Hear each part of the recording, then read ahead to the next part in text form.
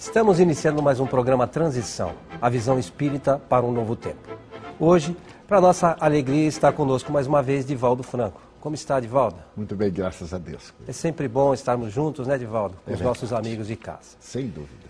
Divaldo, tem acontecido muitos problemas, algumas catástrofes pelo Brasil afora e pelo mundo do modo geral. No seu livro, um dos mais recentes, Transição Planetária, você faz alguns comentários, algumas citações a respeito desses casos. Você poderia hoje expor para a gente acerca desse tema, por favor? Com muito prazer. Desde os recuados dias em que Jesus esteve conosco, que a sociedade experimenta uma grande expectativa. Merece recordar que Jesus estava em Jerusalém e, ao sair do templo, os discípulos, deslumbrados com esta obra colossal, disseram-lhe: Senhor, vede que pedras, vede que templo. E Jesus, com seriedade, redarguiu: em verdade vos digo que não ficará pedra sobre pedra que não seja derribada. Essas anotações constam do Evangelho de Marcos, capítulo 13, versículos 1 a 32. Atravessaram o vale do Cedron e foram momentaneamente ao Jardim das Oliveiras. Ali então, defronte do templo, os discípulos, atemorizados com aquele prognóstico, perguntaram-lhe: dize-nos quando isto acontecerá. Quais são os sinais que nós teremos desses insucessos? E Jesus narrou o célebre sermão profético. Ele procura esclarecer que a sociedade passaria por tremendos períodos de dificuldades e de desafios. E que, naturalmente, naqueles dias tumultuosos, quem estivesse no campo não teria tempo de ir à cidade. Aquele que estivesse no telhado não teria tempo de descer para poder reunir os seus objetos de valor e evadir-se das catástrofes. E adentrando-se ainda mais na psicologia da criatura humana, reportava-se que os filhos entregariam os pais à justiça, os pais entregariam os filhos, e mesmo haveria calamidades de todo porte. O sol perderia sua luz, a lua se banharia de sangue. E ante um prognóstico fatídico tão grave, ele continuou: se não fosse por amor do Pai aos seus eleitos, tudo isso se tornaria ainda mais grave, porque estes sinais são apenas o começo. Mas também São Mateus, São Lucas referem-se a essas catástrofes, que estarão perfeitamente desenhadas mais tarde no Apocalipse de São João. Os séculos dobraram-se e vemos que, através da história, o prognóstico do fim do mundo, do fim dos tempos, torna-se cada vez mais uma realidade. A Bíblia faz a mesma abordagem, referindo-se aos tormentosos dias no Vale do Armagedon. O Vale do Armagedon, também chamado Vale de Josafá, é um local que ficava no Oriente Médio, por onde passavam todos os povos na direção de Israel. Ali se travavam muitas batalhas, principalmente dos egípcios, dos caldeus, dos babilônios. E, naturalmente, os profetas previram que haveria uma batalha final, que seria entre o bem e o mal. A batalha decisiva no Vale do Armagedon. São simbolismos que nós podemos interpretar com as claridades soberanas da doutrina espírita. Quando Allan Kardec propôs a descoberta do mundo espiritual, o que logrou ao apresentar o Livro dos Espíritos, ele naturalmente examinou em o Evangelho aqueles textos mais complexos e de difícil interpretação. Naturalmente, a tese do fim do mundo veio à baila. E Allan Kardec, estudando em A Gênese, como deveriam ocorrer essas mudanças, apresenta-nos uma nova geração. Mas em O Livro dos Espíritos, no capítulo 6 da terceira parte, a lei de destruição, Allan Kardec aborda com propriedade essas tragédias do cotidiano e interroga os seres venerandos: por que existe a destruição? A destruição é uma lei de Deus e os espíritos redarguem, sem dúvida. É necessário que tudo se destrua para renovar-se. É um fenômeno natural, porque vivemos no mundo das formas e o mundo da realidade é outra. Vivemos no mundo biológico, principalmente os seres vegetais, animais e humanos. E esse processo é de transformações incessantes. Logo, Allan Kardec dá-se conta de que é necessário que ocorram essas mudanças, tanto de natureza sísmica, nos fenômenos geológicos, como de natureza emocional, social, psicológica, econômica e, particularmente, da grande transição moral, porque deve passar a sociedade.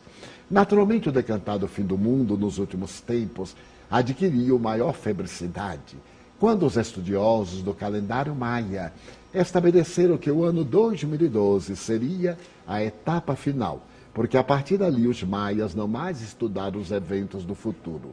É compreensível que se chegue a essa conclusão tanto apressada.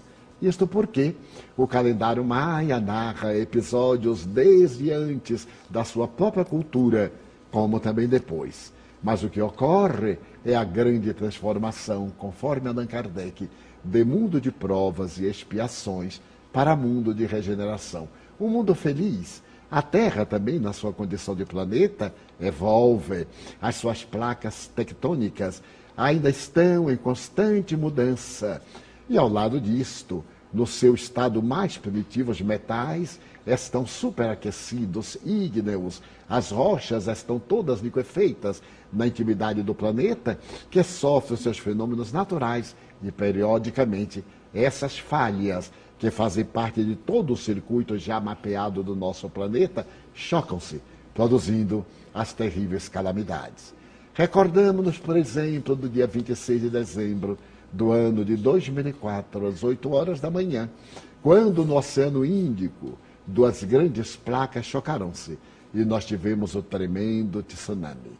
Esse tsunami que afetou 11 países e, saindo do Oceano Índico, atravessou o Atlântico e as costas da África, deixou saldo terrível de 230 mil mortos. A primeira onda, a devastadora, que atingiu a altura de 30 metros e que tombou de uma maneira terrível sobre aquele local em que estava o epicentro, matou de imediato 120 mil pessoas nesse paredão, que naturalmente se transformou no mais hediondo fenômeno dessa natureza na história da humanidade. Mas de lá para cá, surgiram quantos outros? Recordamos-nos recentemente do tsunami que varreu as costas do Chile e que também mudou a estrutura do nosso planeta, como aquele.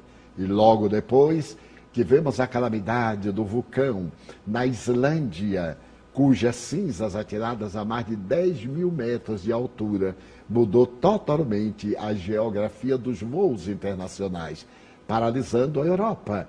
E, por consequência, outros vulcões da mesma cordilheira ameaçam, se um dia vierem a sua explosão total, a uma erupção gigantesca, paralisar o mundo, porque as suas cinzas podem cobrir a nossa atmosfera.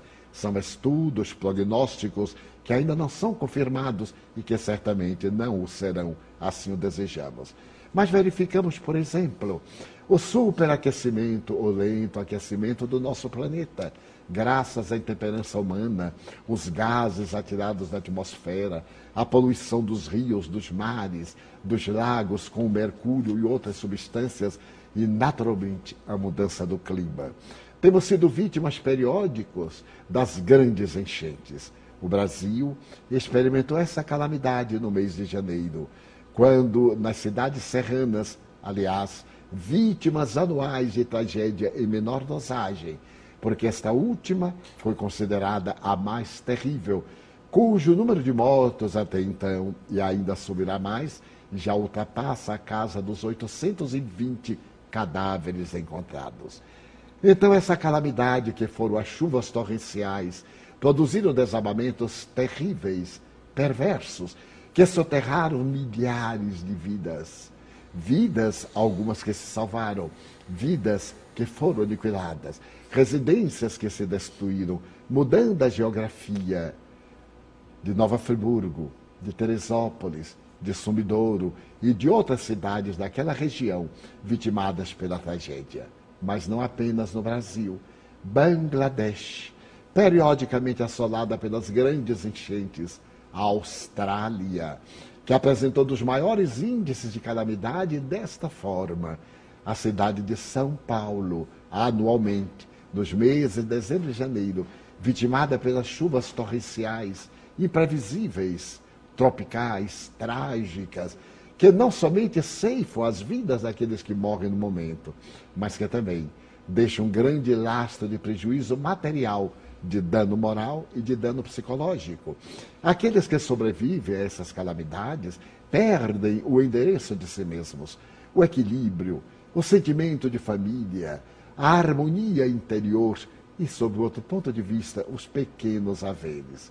Infelizmente ou felizmente também, aqueles bem-aquiorados têm sido vítimas, neste momento, dessas calamidades no Brasil e particularmente na Austrália, em que cidades nobres, características do primeiro mundo, invadidas pelas águas, tudo perderam.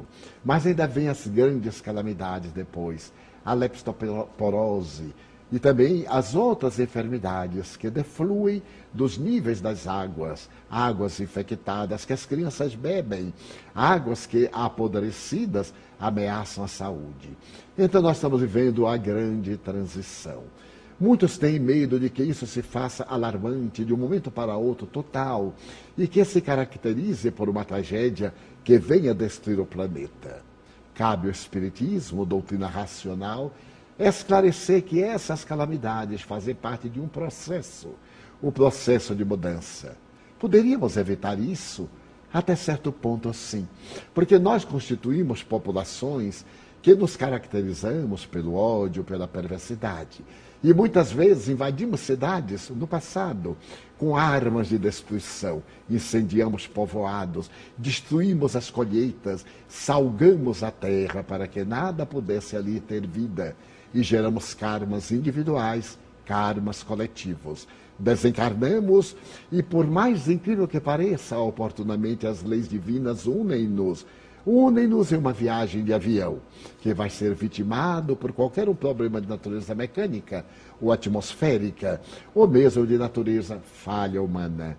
Outras vezes, através de acidentes calamitosos nas estradas, nos grandes feriados, como neste que tivemos no mês de janeiro recente, em que a imprevidência, o alcoolismo, o desespero das pessoas apressadas provocam desastres calamitosos, quando retornam das férias, quando retornam do prazer. Portanto, invigilância humana. Mas outros fenômenos que hoje já não temos mais, as pestes. Eu me recordo, por exemplo, a peste negra, a invasão dos gafanhotos que devoravam todas as lavouras, já graças à tecnologia e à ciência da inteligência humana, desapareceram quase que praticamente do calendário das tragédias internacionais. Vivemos, então, essa questão dos transtornos das mudanças. Não haverá, portanto, o aniquilamento da vida na Terra, o fim do mundo, a destruição. Haverá a morte. Mas a morte é um fenômeno biológico. Esse fenômeno biológico faz parte do processo da vida. Para nós morrer, seja num acidente, ou seja no leito de conforto, a questão é apenas de natureza emocional, porque encerra o ciclo da vida, mas não encerra a vida, porque nós continuamos a viver. Dessa maneira, essas calamidades que tanto chocam estão dentro do mapeamento das nossas necessidades evolutivas. As autoridades, representando o povo, podem minimizar, tomando providências que são muito estudadas nos dias da calamidade e logo esquecidas, assim que mudam as paisagens e as temperaturas, até o próximo ano, quando se repetem cada vez mais trágicas. Desta maneira, como veremos na continuação dos nossos comentários, essa transição planetária que tantas dores nos tem causado fazem parte do processo da evolução. Por isso são uma lei da natureza, como Allan Kardec estabeleceu. Mas também nós estamos experimentando outras calamidades, que são a poluição mental, a poluição moral, a poluição do egoísmo, principalmente das grandes empresas imobiliárias, que, procurando aproveitar-se do paisagismo, constrói em lugares de grande perigo, sem maiores preocupações com as avalanches, com as derreadas das terras, com as chuvas tropicais e mesmo com os terremotos.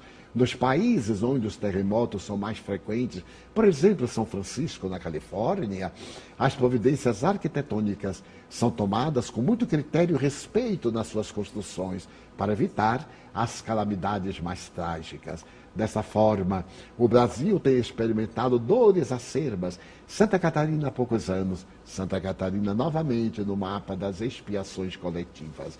Essas expiações coletivas e dolorosas fazem parte do nosso processo da evolução.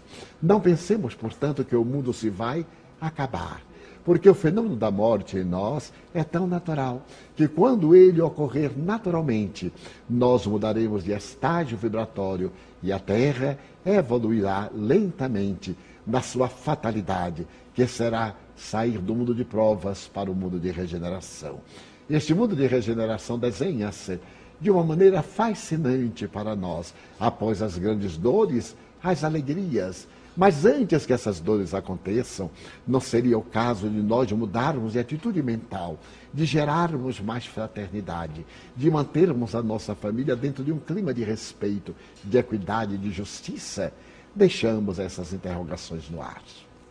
Divaldo, nós vamos por um rápido intervalo e já retornamos para você esclarecer essas interrogações. Até já. Agora você tem ao seu alcance livros espíritas, espiritualistas e de autoajuda. Acesse o site www.megalivros.com.br ou ligue 0 operadora 11 3186 9777 ou 0 operadora 11 3186 9766.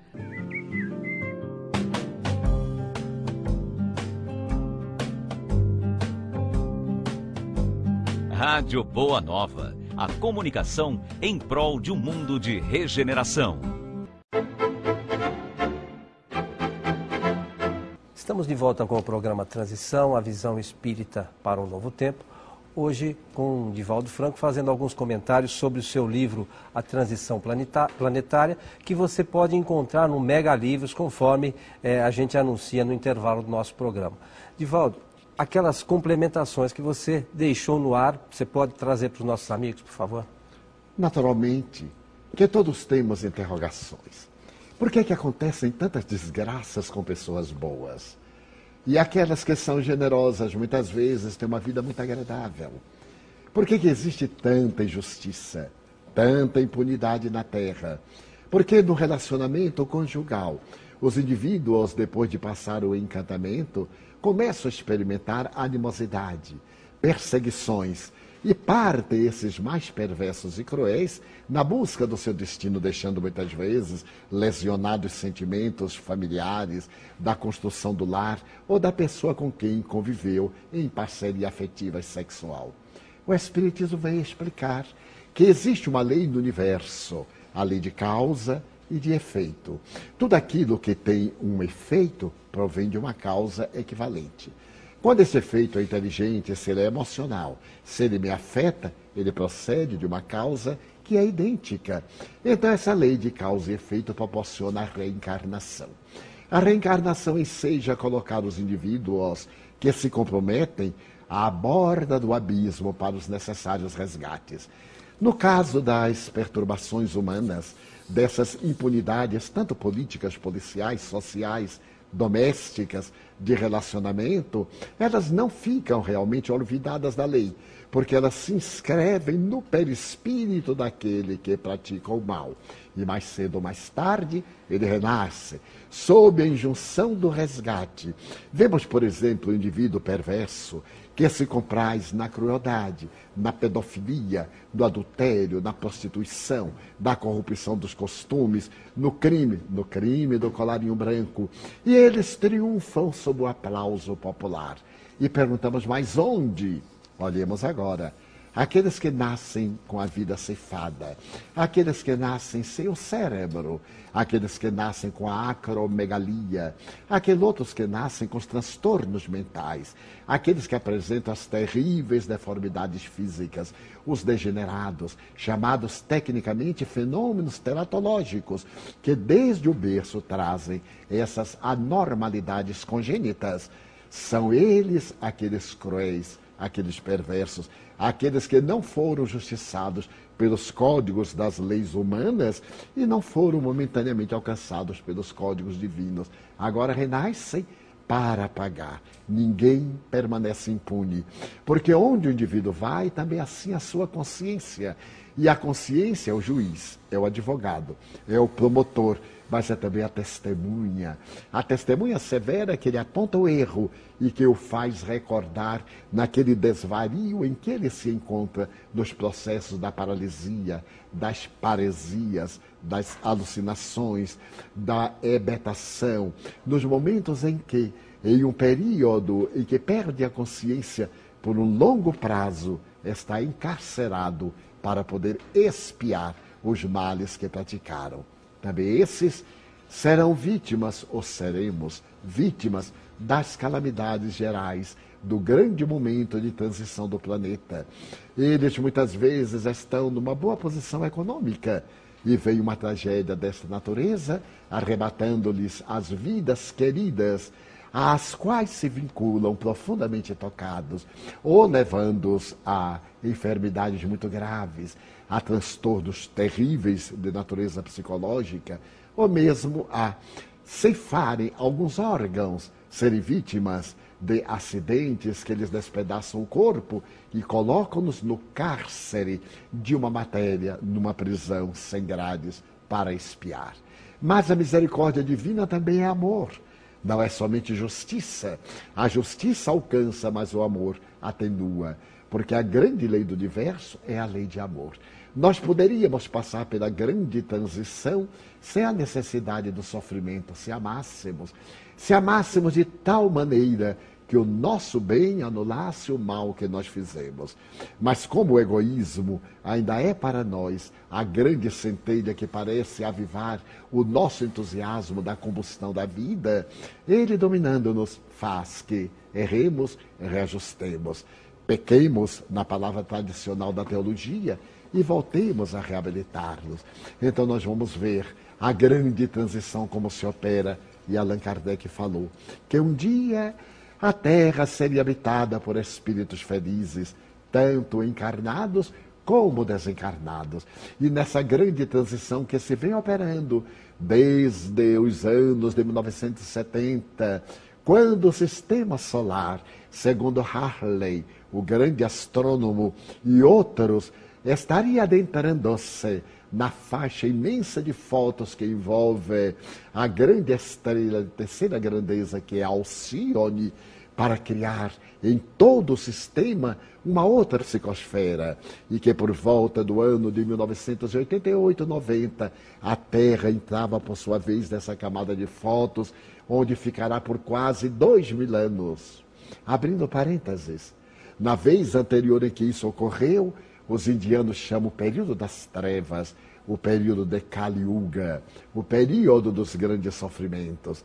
Naturalmente, o sistema saiu e, ao realizar o seu grande périplo de 26.000 anos em órbita elíptica, novamente entra na camada de fotos, e então que se dá a transmigração de espíritos de uma outra dimensão, no caso, Alcíone, uma das 7 Pleiades, essas estrelas da constelação do Touro, que eram visíveis da Terra desde a Grécia Antiga.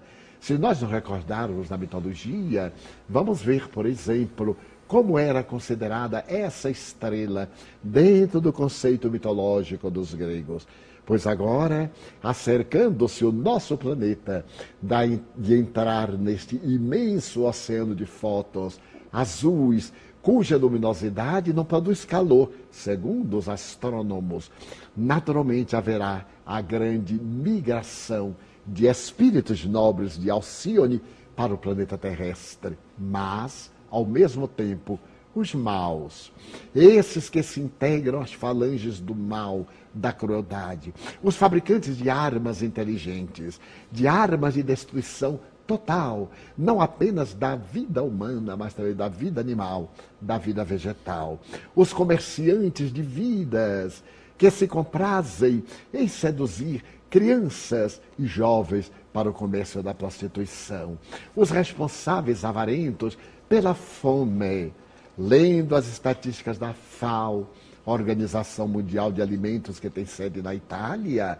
sabemos que 800 milhões de pessoas devem morrer à fome nos próximos 10 anos. E a Terra produz alimentos para todos sustentarmos. A emissão de gases da China, dos Estados Unidos e de outros países de primeiro mundo que se recusam a diminuir essa emissão para poder equilibrar a sua produção tecnológica, esmagando outras nações reduzidas à miséria, esses governantes, os quais respeitamos a todos, embora não concordemos com um grande número deles, eles serão exilados do planeta. Aquelas feras chamadas as bestas de Belsen, as bestas dos campos de concentração, que ceifaram 6 milhões de vidas inermes, não mais reencarnarão na Terra. Não haverá aqui possibilidade psíquica. Irão para mundos inferiores, conforme a proposta mitológica da Bíblia, em que Lúcifer, rebelando-se contra Deus, foi expulso do paraíso ao Hades, ao inferno, uma região de sofrimentos interminos. Esse Hades está dentro de nós, são sentimentos impuros. Então, aqueles que permanecerem nessa faixa sairão da terra, enquanto que os nobres espíritos do período de Péricles, no século V, aqueles filósofos, aqueles pais das ciências empíricas, retornarão. Os grandes pensadores do período pré-cristão, aqueles grandes idealistas da escola neoplatônica de Alexandria, os grandes renascentistas, os cientistas a partir do século XVI, XVII, os técnicos na área da ciência profunda, da nanotecnologia, do holograma, da astrofísica, eles reencarnarão para poder promover o planeta da Terra ao lado desses espíritos nobres que Manuel Filomeno de Miranda, no seu livro Transição Planetária, afirma vir de Alcione. Mas não foi de Alcione que importa, de outro lugar virão esses números tutelares para poder travar a grande batalha do Armagedon. Não lá no Vale de Josafá, mas em nossas ruas, na violência urbana, que é a segunda causa mortes no Brasil, a violência urbana, para poder evitar a violência contra a mulher, a violência contra a criança, a violência contra o idoso, o enfermo, o afrodescendente. Nós, que mantemos tantos preconceitos, deveremos deixar esta carga do colonialismo, da nossa inferioridade, para que esses espíritos nobres desenhem uma era de fraternidade, de bem-estar em nosso planeta, ensejando-nos o mundo de regeneração. Então, o espírito Manuel Filomeno de Miranda, dentro dos postulados absolutamente kardecianos, especialmente em A Gênese, quando o codificador fala da geração nova, desses espíritos não comprometidos com o planeta, que irão naturalmente criar um novo Éden, um novo paraíso, a Jerusalém libertada. Tudo isso são símbolos das tradições do Velho e do Novo Testamento. O Espiritismo, marchando ao lado do progresso, avançará com a ciência, como disse Allan Kardec. Do dia que a ciência provar que os espíritas estamos equivocados em um ponto, abandonemos este ponto e sigamos a ciência. Essa doutrina notável, que hoje se espelha na física quântica, na biologia molecular, para poder estudar o perispírito e para podermos na física, na astrofísica, acompanharmos a evolução planetária, essa doutrina nos diz que estamos no amanhecer de uma nova era. Essa transição planetária, e o nosso é um programa de transição, porque tudo é relativo no planeta terrestre. Ela se vem dando e ocorrerá mais acelerada. então provavelmente teremos mais sofrimentos, especialmente aqueles que nos não prepararmos para uma convicção religiosa estruturada na palavra de Jesus, rica da certeza da imortalidade. Quando o corpo tombar, o espírito prossegue na sua trajetória no rumo do infinito até alcançar o reino de Deus que está dentro do seu próprio coração. Divaldo, os nossos agradecimentos, esperamos contar com você em outras oportunidades. O nosso abraço e até o próximo Transição.